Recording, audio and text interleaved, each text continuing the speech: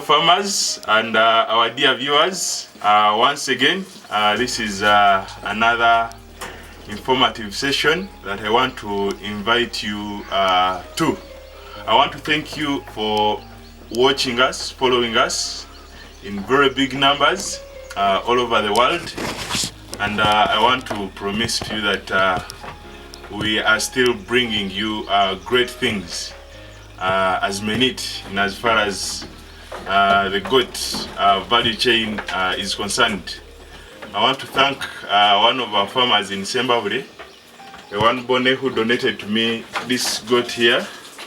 Thank you so much. And this is because of the tremendous work that we are doing within our country here and Africa to revamp and make sure that we make sense out of goat farming that traditionally has been used as survival means and selling one or two animals when you want to send the kid to school. But now we want to ensure that we take it from the business perspective. And from the records for the past 4 years, the growth rate of the goats has been at 4.5%, which is really good and promising considering other value chains. And so what it means is we need, as farmers now, to ensure that we maintain the standards so that we can then increase our competitiveness for both local, national and regional markets, looking at the goat value chain. Today's topic and theme, I want us to look at the breeding value versus the slaughter value. Of course, goats are kept for different reasons, and they have, of course, very many advantages. So before I go to the theme, I want to speak about a few advantages of why goats are really good, and you who is watching me right now, why you should go and start tomorrow this goat farming enterprise. So of course, goats are small feeders, so they need small feeding resources. That is why they are referred to as, they are under the small ruminants, and they can easily be converted into cash, these goats you see. If you wanted to sell your goat today, by evening time, I can assure you, you'll have got the market, and of course a reasonable market for this goat. But also because they have a short generational interval. By short generational interval, here I mean the time from when the animal is born up to the time it is able to multiply or to give birth. Some of these goats will be mated at 8 months, especially the crosses, which is relatively a small generational interval compared to other animals and ruminants like the cows. So you realize with that small interval, the multiplication or multiplier effect is even higher.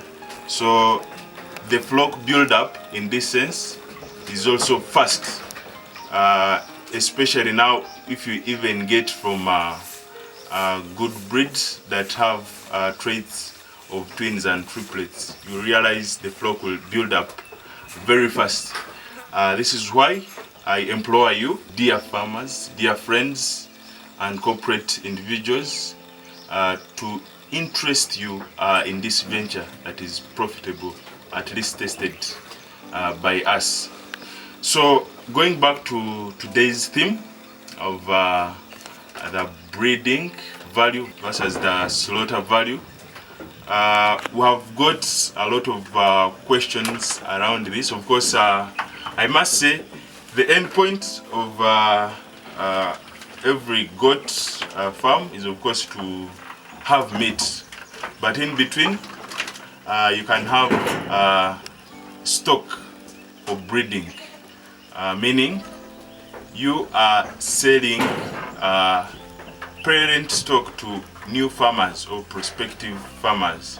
So this requires quite a lot, especially if you have to be a breeder, but also it attracts quite a lot of money, because the value of the animal here is determined by the blood percentage and the traits it has.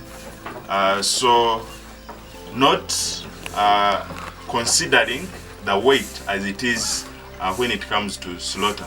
So you'll find goats for breeding, the same goat that would be selling for breeding at 3 million, 4 million, 5 million.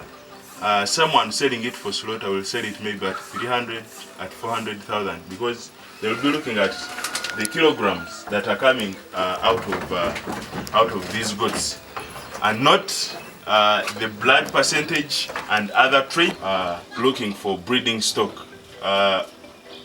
And a detailed video about the traits of breeding stock is yet in the comment section, the first comment, so you can look at it. But for now, I just want to concentrate on the value of the breeding versus the value for slaughter, as it is our theme.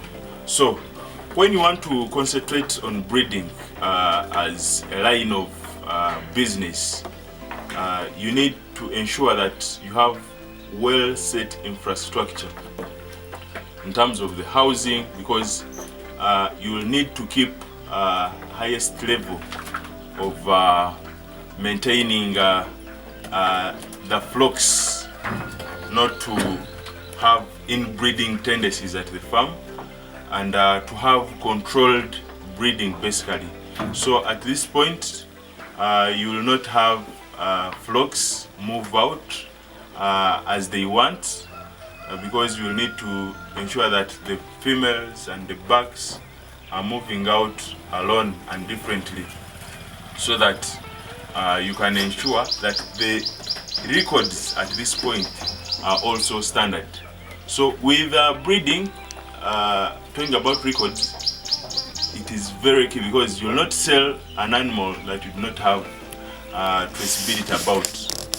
If another farmer wants to buy goats from you as a breeder, then they have to look at these records of the animals they are taking, if they are going to meet their productivity at their farms. So at the end of the day, the records have to be very key at this point when you are considering breeding as a line of business. Secondly, you have to consider supervision. The supervision that is required at a breeding farm is not as compared to the supervision that is considered with goats for slaughter. So in this case, you realize you need quite a lot of time to supervise and be available at the farm, and ensure you are bringing out quality animals. Animals are eating on time, and they are eating the right quantity and the right nutrients at the different levels of growth, as we have always advised. So this is how well you need to be prepared if you are going to look at breeding as a line of business. Yeah, so talking about goats for slaughter, this is quite demanding in terms of the land requirements, because for slaughter we basically look at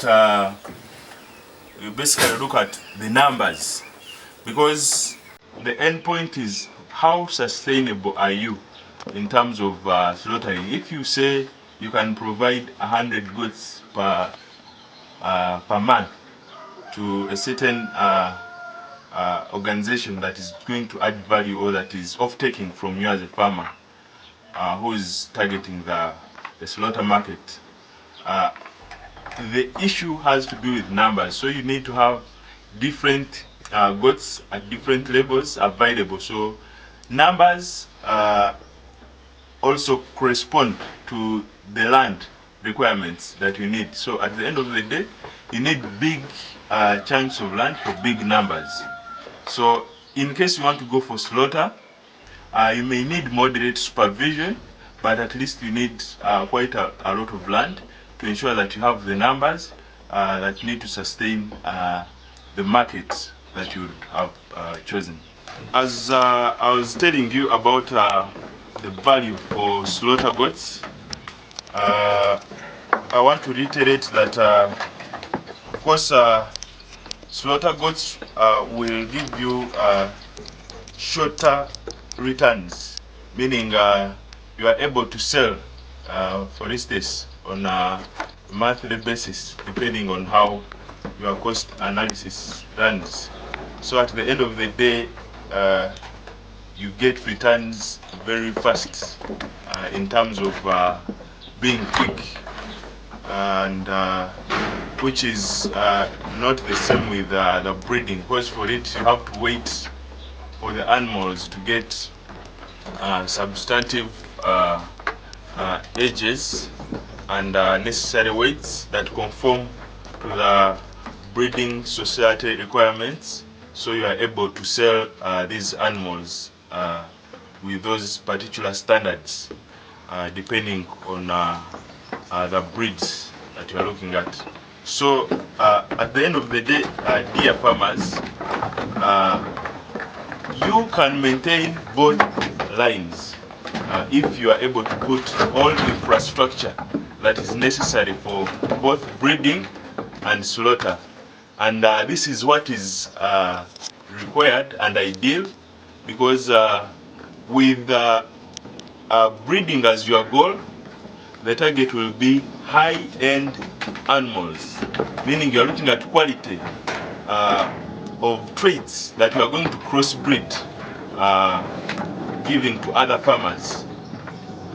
And yet for meat breeds, you just look at the renowned meat breeds and you do not mind about the specifics of which breed. So you are minding about numbers, basically numbers. And yet this other side, it is about quality of the breeds that you are going to engage in.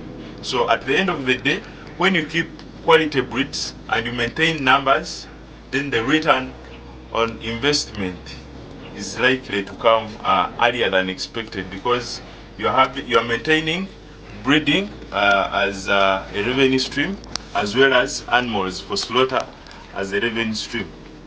But also going forward, you are not going to keep very many active males at the farm.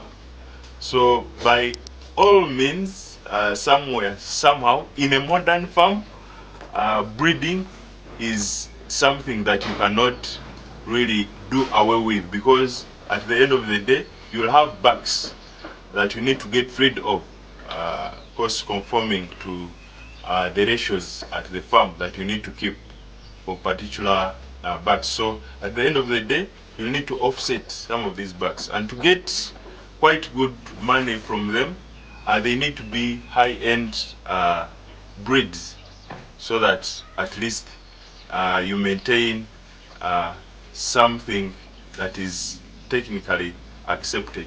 So going forward, I want to implore farmers to venture into goat farming, but looking at maintaining goats for breeding as well as goats for slaughter as revenue streams going forward. So I want to thank you and implore you that we are at your service, and as far as giving you the necessary support, technical supervision, to ensure that you realize your return on investment in goat farming.